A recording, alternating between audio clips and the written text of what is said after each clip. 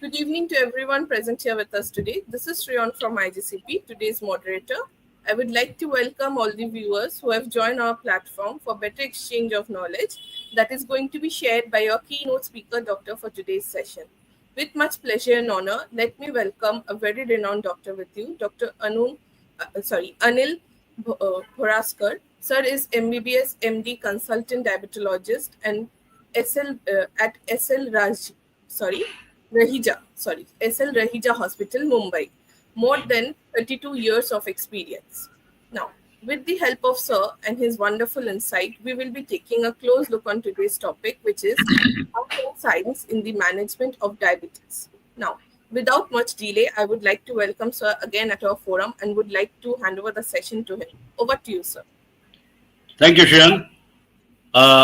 We will not waste time and I will go straight to the subject.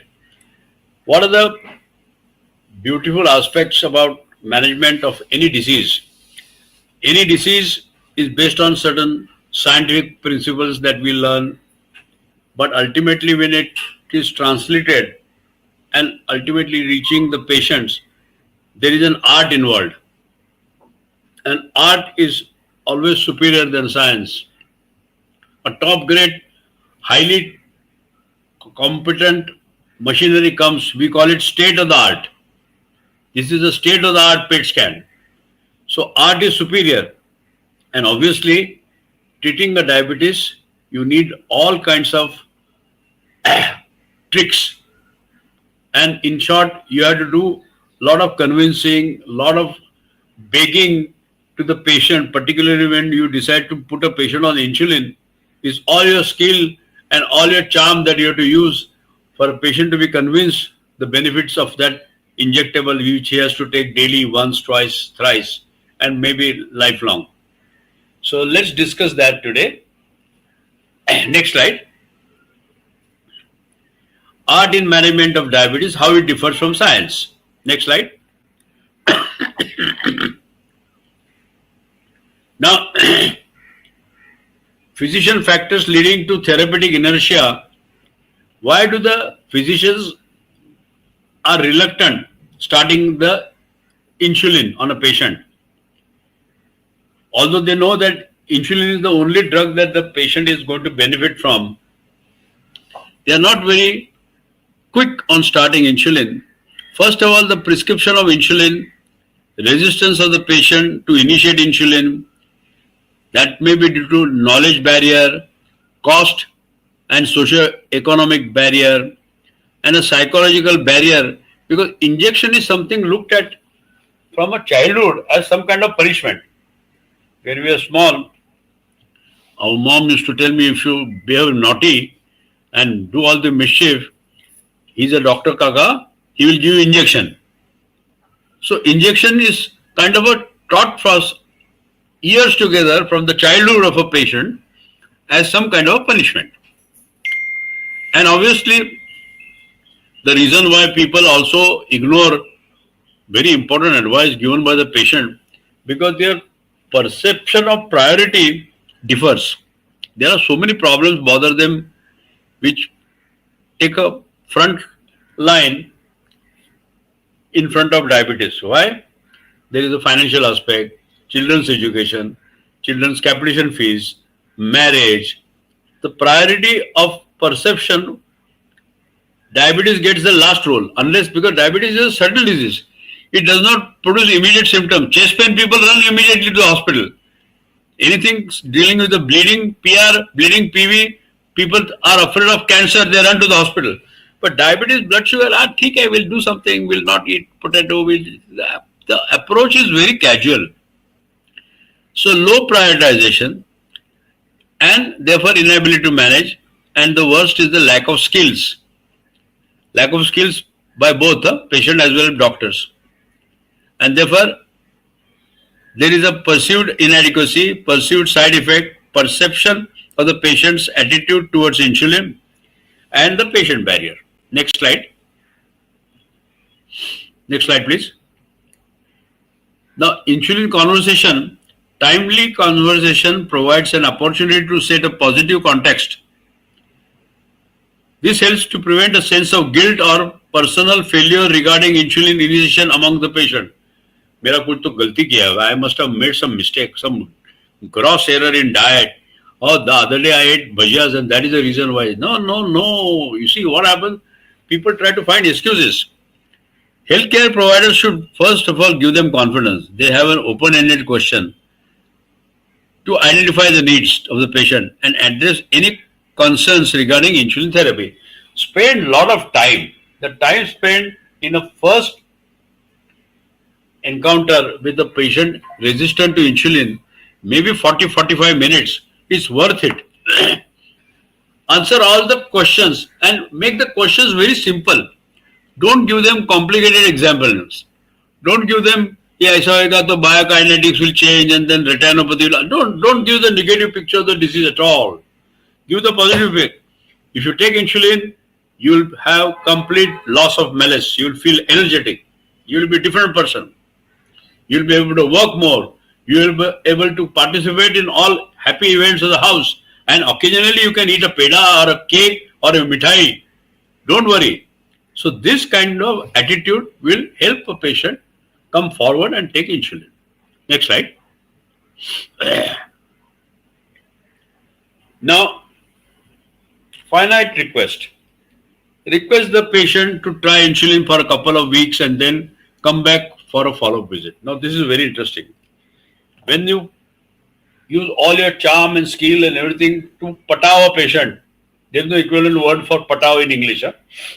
Patao a patient to go on insulin.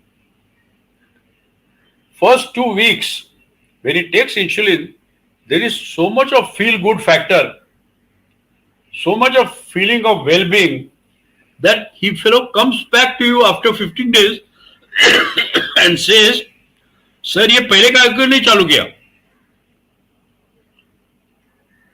Why did you not start this earlier? I'm feeling so well, so energetic. The frequency of urination at night has gone down. I'm not feeling thirsty, dehydrated. I have a positive weight gain. If not satisfied at the end of the 2 weeks, he may not come to you." That's another thing. If he's not happy, he may stop the insulin. The first dose can be administered in the clinic by treating the physician to boost the patient confidence. Particular self-injection, I show them the simple technique. Today, taking injection is so simple. It comes in a form of a pen. There is a nano needle, less than a half centimeters, and 33 gauge needle does not hurt you at all. We have a lot of children admitted in the hospital. We initially give injection to the children in sleep. They don't even wake up. The sting of a insulin needle is smaller than that of mosquito. And therefore, the positive changes that insulin brings about in those 2 weeks may help them to overcome the psychological resistance toward insulin and develop a positive attitude towards the long-term use. Next slide. Understanding concerns of the patient. When the highly scientific theoretical doctors who have recently passed their MD from very high-end institutions, they put the entire Martindale or Jocelyn Clinic scientific information in front of the patient and make the entire regime extremely complicated. One injection, long acting in the morning at 8 o'clock, although scientifically correct. Then short acting insulin as per scale, 5 times, pre-lunch, post-lunch, pre-dinner, post-dinner, and sometimes midnight. And take this and write down your daily requirement of insulin and daily requirement of food and which food causes rise of sugar by self-monitoring. Now, this is highly cumbersome. And multiple or complex regime are not accepted. There were simple treatment regimes to start. Fear of weight gain is one factor that goes with the insulin therapy. You put on 5 to 6 kilos of weight. But this weight gain is a positive weight gain. There is a sarcopenia. Sarcopenia, the muscles, this particular, they waste.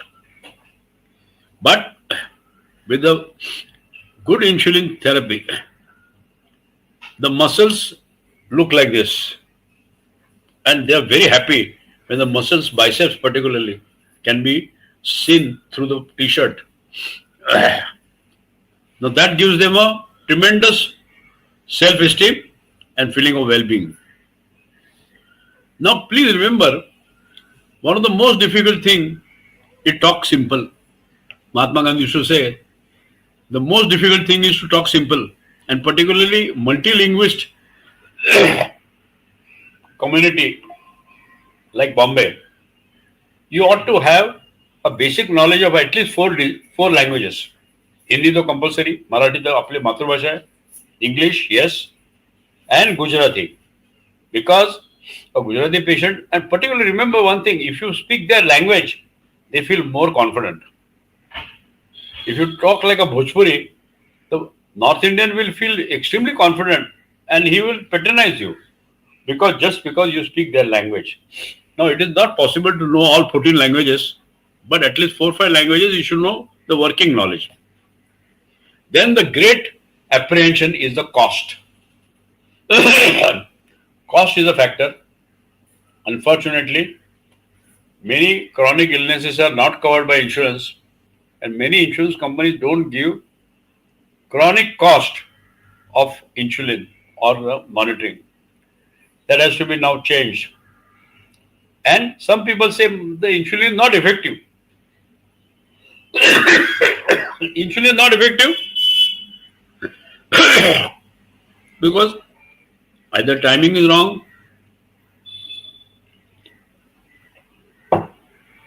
or the patient has not understood the importance of diet. Remember one thing, just because you take insulin, you cannot let the diet go. It is coupled with diet, and sometimes some old oral drugs also need to be continued along with insulin. So this is all sum total of the effect. First good effect, the patient is very happy, is feeling well-being. Second thing, the blood sugars are under control. Then he feel energetic. So if these benefits are there, then gradually you can give more and more scientific treatment, but not very complicated. Treatment should be simple. Keep it safe and simple, what we call it. Keep it safe and simple. So this is about the understanding concerns of the patient. Next slide. Now, art of management of diabetes, being empathetic and supportive, demonstrate the ease of insulin injection, initiate sequential counseling, apply the take-back method for better comprehension of patient with a low health literacy, use easy to understand analogies, don't give complicated examples, simple examples, provide information in multiple formats, spoken, written, and depending on what is the literacy level. The many problems occur because many patients who come to see you, we fail to understand their IQ. And normally doctors have a habit of judging the opposite person's IQ at their own level. So that is a mistake. It is a possibility that the patient may be more educated because of Google University. In fact, many patients, when they come and see me, they say, "Doctor, you are quite well read. Huh? How do you know?" I said, "No, I checked it on internet. You talk sense." I said, "Oh, I'm thankful to you for this compliment." But many people are also have wrong information. Now that is a big hurdle. The wrong information is more difficult than no information. So, and it is a highly tailor-made therapy. Remember, one size fits all does not happen in insulin therapy. It is absolutely individualized. Simpler titration algorithms and educational self-management programs are very helpful. Next slide. Now, what is the science of diabetes? The development of type 2 diabetes is a progressive disease. Normal regulation of glucose metabolism is determined by a feedback loop involving the beta cells and insulin sensitive tissues. There is a stage of insulin resistance. The beta cell increase insulin output to maintain this insulin resistance. Progressive beta cell failure, because the beta cell quota is exhausted. First is the rise of postprandial blood sugar. Then is the rise of fasting blood glucose, and then you develop Packard chemical diabetes. Both fasting high, post lunch high, HbA1c more than 7. And this is due to progressive beta cell failure. Gradually, one by one, millions of beta cells, they keep on dying every day. Apoptosis, enhanced apoptosis. And that is also genetically determined. Next slide, please. Now, obviously, science is evolved. Formerly, they thought there are 8 defects. Ominous octet, Ashta Shatru, Ashta Vinayak आहेत, Ashta प्रधानमंत्री आहेत, Ashta Shatru, 8 Shatru, 8 enemies are trying to destroy you. First of all, increase hepatic glucose production. Then increase glucagon secretion by islet cells. There is a decreased glucose uptake. There is increased lipolysis. There is impaired appetite regulation. There is a decreased insulin secretion from beta cells, increased glucose reabsorption, and decreased incretin level. From all 8 sides, there is one simple test, one simple effect is hyperglycemia. The reason for hyperglycemia is so many factors. Next slide. So, achieving glycemic control by timely treatment. First, of course, diet and exercise, then monotherapy, then dual therapy, then 3 drugs, 4 drugs, then add basal insulin at night, and then multiple injection along with OHS and diet control. This happens over a period of 15 years. In some people, it can happen in 5 years. In some people, it can happen in 2 years. Now, this is genetically determined. There are a lot of genes identified for this. Rapid downfall of beta cell pancreas is also autoimmune disease, genetically determined. Next slide, please. Now, this is a science. Now, there is something known as time in range.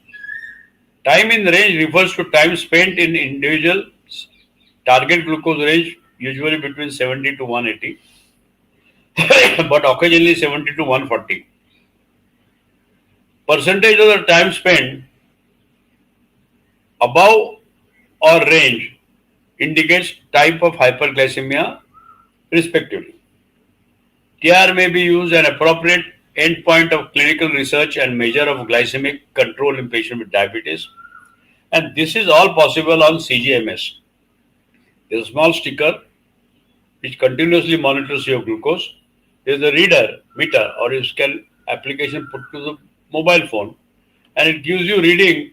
Multiple readings can be taken because not pricking in word multiple times. That sticker can give you reading as many times as even 100 readings per day. In that, it calculates how many times the patient was in the range or out of range. And it's a very good example to give to patient. This many times your sugar was out of control.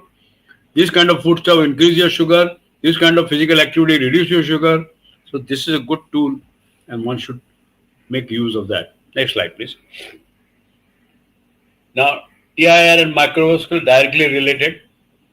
Retinopathy and microalbuminuria are 2 end-stage disease. Eye as well as kidney both go hand in hand. and that deterioration is based on this time in range. Next slide, please. Now, corona intima media thickness, coronary arteries, intima and media thickness is a direct factor responsible for coronary artery disease. Diabetes and heart disease are two faces of one coin. You have diabetes, 10 years later, your coronaries are bound to get affected. And the coronary artery intima and media, coronary artery intima and media thickness decides the flow going through the coronary arteries. And significant is association of TIR and CIMT, a predictor of future cardiovascular events, where TIR plays an important role. TIR predicts that this man will definitely need an angio another 2 years. He has to watch out. So there is a multifactorial intervention program. You treat statins, you treat aspirin, you give clopidogrel, you do Novax, you give coronary vasodilators, then you bring down all oxygen-free radicals, you give vitamin D, the polytherapy to reduce the prevalence of heart disease. Next slide, please. The challenges in Indian scenario are multiple. South Asians, particularly prone to type 2 diabetes, impaired insulin secretion and impaired insulin action, increased type 2 diabetes susceptibility. Genetically, we are prone to this disease. Genetically, Indians are prone to coronary artery disease as well as diabetes. Next slide, please. And that is largely due to our eating habits have changed. Our society was at the lowest prevalence of coronary artery disease, hypertension, and cancer. I'm talking about as early as 50s and 60s. And today, our society has the highest cases of coronary artery disease, diabetes, and cancer, worst. Next slide, please. And that is because of faulty diet. In a subject who eats 3 times a day, 50% of the day is spent in postprandial phase. Indians eat 4 to 5 times a day. So almost 3/4 of their daily time is spent in postprandial state. They are never fasting and starving. India is a country of abundance. It's a country of feasting, not famine. And abundance of oil, ghee, potato, saturated fats, and that is what is causing the problem. Next slide, please. So insulin therapy for a proper prandial regulation, we have very modern ultra short acting insulins which can control both fasting and post blood glucose, long acting insulins and a short acting insulin for control postprandial sugar, which has made the life of a diabetic a little easier but little troublesome because he has to follow certain discipline. Next slide, please. So recent evidence with the faster aspart shows that there is a definite advantage of faster aspart, FASP. The fast acting insulin has an advantage that it can be given after meal. If you're seeing the postprandial blood sugar is 250, then you take a shot of 5 units of FASP and you bring down at about 3 o'clock the blood sugar will come to 180. So that is great advantage. Statistically significant reduction of HbA1c at a 24-week program increase the TIR, reducing time in hyperglycemia without increasing the time in hypoglycemia. So one danger of aggressive insulin therapy is hypoglycemia. But short-acting analogs have come to our rescue that you give small amount. Only thing you have to take this insulin more frequently. Next slide. So friends, it's a complex subject. I try to simplify it by telling what is the art of medicine and what is art science of diabetes, and a judicious combination of a knowledge of a science coupled with your wisdom and experience and your ability to practice it in a way that you win patients' heart, faith, and bring down a good relief of symptoms as well as prevent the long-term complication of a diabetic. Thank you very much. Thank you so much, sir, for this wonderful presentation. We do have some question if you like to take that up. Please tell me. Sir, the first question is, what are the current advancements in continuous glucose monitoring and how do they improve glycemic control? CGMS is a great advance in the management of a diabetes. It's a very simple gadget. There is a small sticker or a sensor, you put it on an arm and that keeps on giving you record on your mobile, and you can monitor 100 times a day also.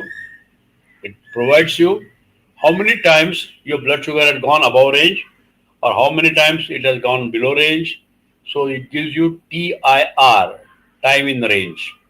It also tells you which foodstuff increases your sugar, which kind of exercise decreases your sugar, and you can actually see.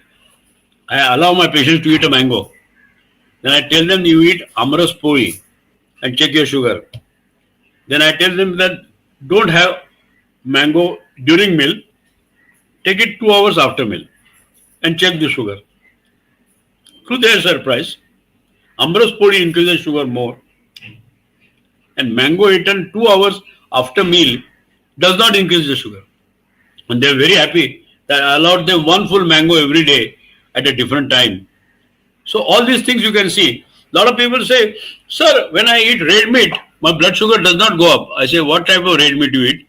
I say, I eat mutton. I say, what type of mutton you eat? I say, I eat mutton in curry. And in curry, what else you put? Coconut. I put fried onion. I say, you don't want to eat? Just boil mutton pieces with little mirchi, little adrak, and little lasun in a pressure cooker and eat mutton ka haddi. Chew it. Enjoy it. He said, doctor कमाल हो गया. तो रस्से वाला mutton जो हम लोग खाते हैं बिरयानी वगैरह से, उससे ब्लड शुगर 200-250 से बढ़ता है और आपने जो फॉर्मूला दिया है उससे ब्लड शुगर नहीं बढ़ता है. तो this is the way. So you find out. Now this is very interesting. One man's food is other man's poison. Huh? When you say batata white hai, rice don't touch. In some patients, if batata is mixed with vegetables like palak, methi, aloo methi, or batata with some other sabji, and he eats it, the potato does not cause this spike. But you eat mashed potato or boiled potato, your sugar goes up. So all these experiments you can do on yourself. And diabetic A and diabetic B may have the same food behaving in a different manner. This is a food genomics. If you want to study the food genomics, to study all the food stuff and their genomics on you, it will cost you millions of dollars of checking what causes the rise of your sugar. And you can tell, I don't want roti. The myth that roti is better than rice is gone. Ideally, you should check millet, bhakri, kanda, lasun, hari patti, kawaji. This you should learn. There people come to know that this is a good food. This I can eat. Fruits for like, lot of people say, शाणे असतात जरा थोडे. Doctor आम्ही काही जेवत नाही, आम्ही फक्त फळं खातो. म्हटलं अच्छा, फळं खाता का तुम्ही? आता ब्लड शुगर करा. सुबह को क्या खाया? 1 bowl of fruits. दोपहर को खाया 2 bowls of fruits. No food. Check the sugar. CGMS showed time in range is not even 20%. Most of the time, postprandial. Most of sugars are high. After all, sugar contains fructose, which is a sugar. So all these myths are busted with the help of CGMS. Thank you so much, sir. We have another question. Someone from our audience has asked, how to manage the patient with an insulin, but suddenly his or her glucose level dropped by 40. Should we reduce the medicine or the insulin? First thing, you reduce the insulin. What has started the last? Your insulin, of course, you have started the last. You have an old drug for some time. It was on diet therapy for some time. It did not work. That's why you introduce insulin. Then you gradually increase it. The sugar stops dropping. It's the effect of insulin. Therefore, the first logical step is to reduce the insulin, or maybe after some time you have to stop it. You go step by step. The one last question: how do newer classes of anti-diabetic drugs, example SGLT2 inhibitors or GLP-1 receptor, contribute to cardiovascular and renal protection?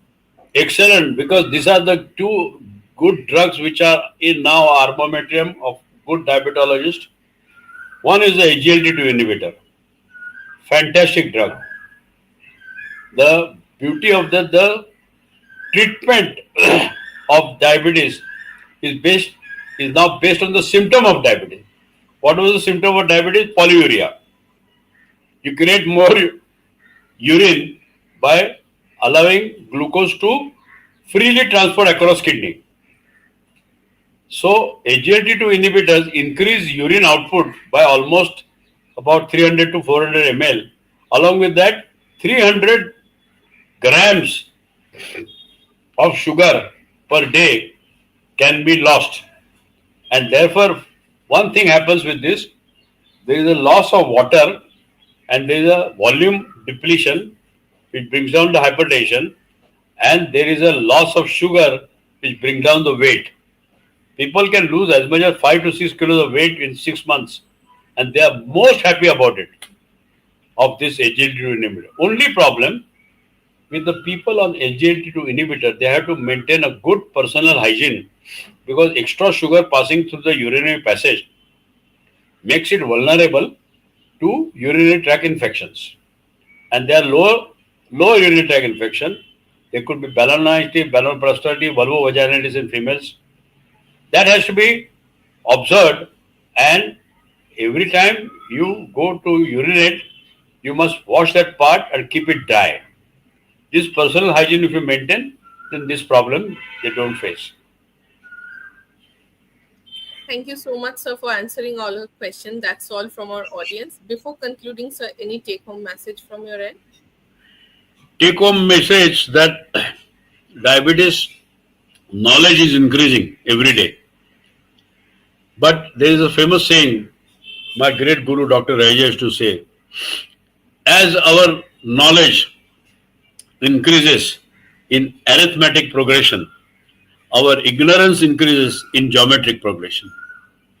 And more knowledge that we acquire, we realize that our ignorance also has increased so much.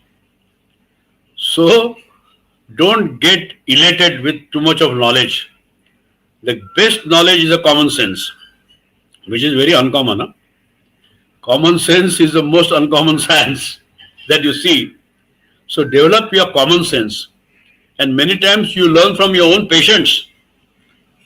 They come out with some fantastic observations. Write it down. Respect it. That can become a future therapy. So it's a very interesting thing. Thank you very much. Thank you so much, sir, for joining us today. It's a pleasure Hello. to have you here.